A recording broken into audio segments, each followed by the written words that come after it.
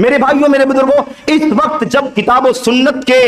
شیدائی، کتاب و سنت کا مشن لے کر کے چلنے والے، اللہ کے نبی صلی اللہ علیہ وسلم کی حدیثوں کی طرف دعوت دینے والے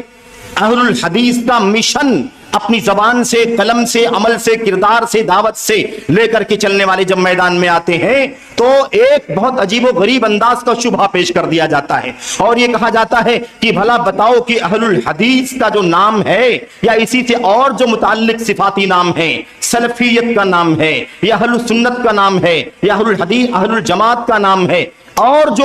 ناصر الحدیث، اہل الاثر وغیرہ کے نام سے جانا جاتا ہے، اور خصوصیت کے ساتھ اہل الحدیث کا نام، یہ بہت سارے لوگ شبہ پیدا کرتے ہیں کہ یہ بھی من جملہ فرقوں کی طرح سے ایک فرقہ ہے، من جملہ احزاب کی طرح، دھڑوں کی طرح سے ایک دھڑا ہے، جیسے بہت سارے فرقے امت میں پیدا ہوئے، نکلے اور بدستور نکلتے جا رہے ہیں صبح و شام، اسی طرح سے ایک فرقہ یہ بھی ہے جو اپنے آپ کو اہل الحدیث کہتا ہے۔ یاد رکھو اور اچھی طرح سے اپنے ذہنوں میں اور دل میں اس بات کو بٹھا لو، یہ شبہہ ہے، یہ کنفیوژن ہے، اس کا حقیقت سے کوئی تعلق نہیں ہے۔ ناموں کو، ناموں کی تاریخ کو، ناموں کی حقیقت کو سمجھنے کی ضرورت ہے۔ آپ کو دعوت کے مشن میں یہ شبہہ پیش کر کے بہت کچھ آپ کو آپ کے مشن میں آپ کے ساتھ حوصلہ افزائی کے بجائے آپ کے ساتھ حوصلہ شکنی کی جاتی ہے، آپ کی دل شکنی کی جاتی ہے، اور آپ کو آپ کے مشن سے دور کرنے کی کوشش کی جاتی ہے۔ ایسے لوگوں کو سمجھانے کی ضرورت ہے،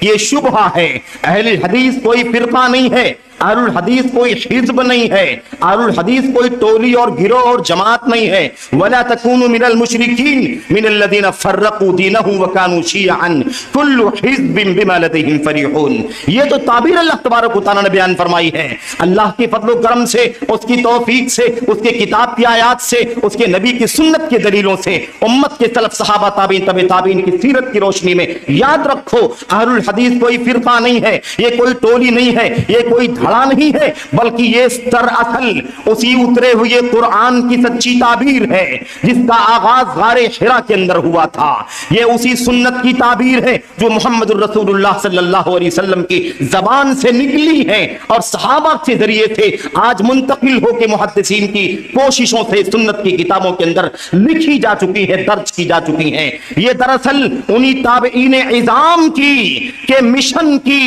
تمدید ہے میرے بھائیوں، جن کے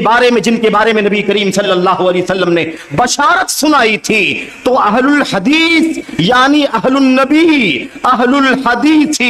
ہم اہل النبی وان لم یصحبوا نفسه انفاسه صحبوا۔ میرے بھائیو، علامہ قومسی نے کہا تھا اہل الحدیث کون ہیں؟ اہل الحدیث ہم اہل النبی وان، اہل الحدیث دراصل اہل النبی ہیں، حدیث والے دراصل نبی والے ہیں۔ وان لم یصحبوا نفسه، اگرچہ انہوں نے براہ راست نبی کریم صلی اللہ علیہ وسلم کی سانسوں کا ساتھ نہ پایا، یعنی آپ کی زبان سے نکلی ہوئی باتیں جب نکلی ہیں، ادا ہوئی ہیں، اس وقت تو موجود نہ تھے، لیکن انفاسہ صحیبوا، آپ صلی اللہ علیہ وسلم کی حدیثیں جو آپ کی زبان سے نکل چکی ہیں، آپ کے فرمودات میں منتقل ہو چکی ہیں، آپ کا قول ہے، آپ کا فعل ہے، آپ کا عمل ہے، آپ کا کردار ہے، آپ کے فتاوے ہیں، ان سے تو ان کا گہرا رشتہ ہے۔ اس لیے اہل حدیث اہل نبی ہیں، اہل حدیث اہل رسول ہیں، اور یہ مسئلہ اچھی طرح سے سمجھ لینا چاہیے کہ نبی کریم صلی اللہ علیہ وسلم کی سچی سنت، آپ کی سچی سنت، آپ کی سچی حدیثیں میرے بھائیوں میرے بزرگوں، یہی اسلام کی سچی تعبیر ہے، یہی اسلام کی سچی تصویر ہے۔ یاد رکھو، اسلام ہی سنت ہے، سنت ہی اسلام ہے، اسلام آپ کی حدیثوں کا نام ہے، آپ کی حدیثیں اسلام کے نام سے جانی جاتی ہیں۔ یاد رکھو، اس لیے کوئی شبہے میں نہ ڈالے۔ ہاں کوئی آپ سے آ کر کے یہ کہے کہ یہ نام کہاں سے لے آئے، یہ نام کہاں سے آ گیا، تو بتلا دو کہ آپ نے سنت اپنی زبان سے کہا ہے، بتلا دو کہ آپ نے اپنی زبان سے حدیث کہا ہے۔ میرے بھائیوں، علیکم بسنتی و سنت الخلفاء الراشدین۔